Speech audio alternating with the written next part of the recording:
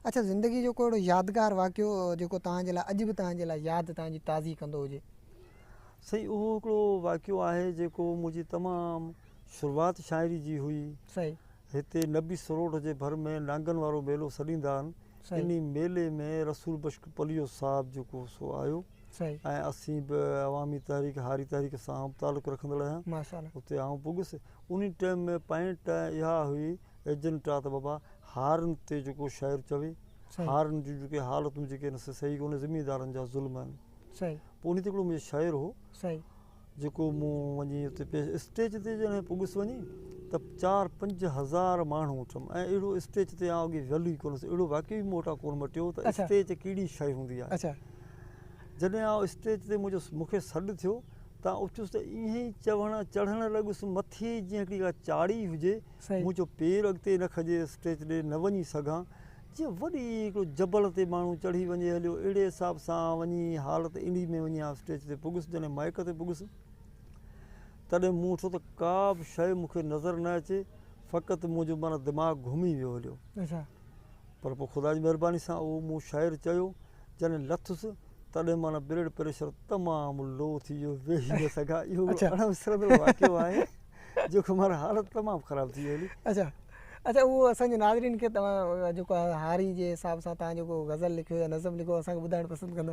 हाणे उहो जेको आहे सो घणे टाइम जो आहे, उहो मूं वटि थी सघे थो हुन कापी ते लिखियलु हुजे। भला कुझु लाइनूं कुझु उहो उन मंझां के चंद मिसराऊं यादि आहिनि। उहो आहे त सचारा सिंध जा हारी सदा मज़लूम मारिया विया, सदा ई सूर्यहन जा सिर मथे सूरी संवारिया विया। सचारा सिंध जा हारी सदा मज़लूम मारिया विया। हाणे 4-5 मिसराऊं, 2 मिसराऊं मूंखे हींअर यादि अचनि पियूं। जी जी। हिकिड़ी त उमेदूं जिन अंदरि सांढियूं कंदासीं के कती में कम, उमेदूं जिन अंदरि सांढियूं कंदासीं के कती में कम, करे लेखा ॾेई लेखा हुननि जा खीर खारिया विया। सचारा सिंध जा हारी सदा मज़लूम मारिया विया। वाह। आख़िरी मिसरा में मूं नालो न पर ज़ात विधी आहे नाले में। सही मिसरा में चिटियूं ॻाल्हियूं चवे चांडियो चऊं था चाल बाज़नि खे, चिटियूं ॻाल्हियूं चवे चांडियो चऊं था चाल बाज़नि खे, हक़ीक़ी था करियूं होका असांजा हक़ हारिया विया। सचारा सिंध जा हारी सदा मज़लूम मारिया विया, सदा ई सूर्यहन जा सिर मथे सूरी संवारिया विया। माशाल्लाह, तमामु बहितरीन। ॿियो को असांजे नाज़रीन खे तव्हां पंहिंजी मवाद मां कुझु ॿुधाइणु पसंदि करियो? हा, ॿियो ॿुधायां थो।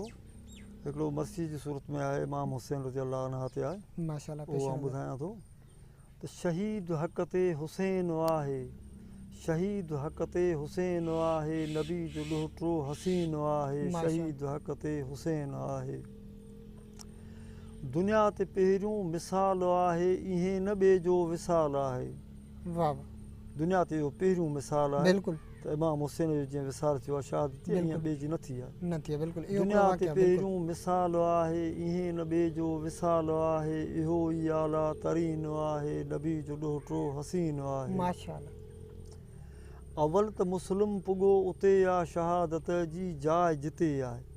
अवल त मुस्लिम पुॻो उते आहे, शहादत जी जाइ जिते आहे, उहा ई करबल ज़मीन आहे, नबी जो ॾोहिटो हसीन आहे। माशाल्लाह, ज़बरदस्त।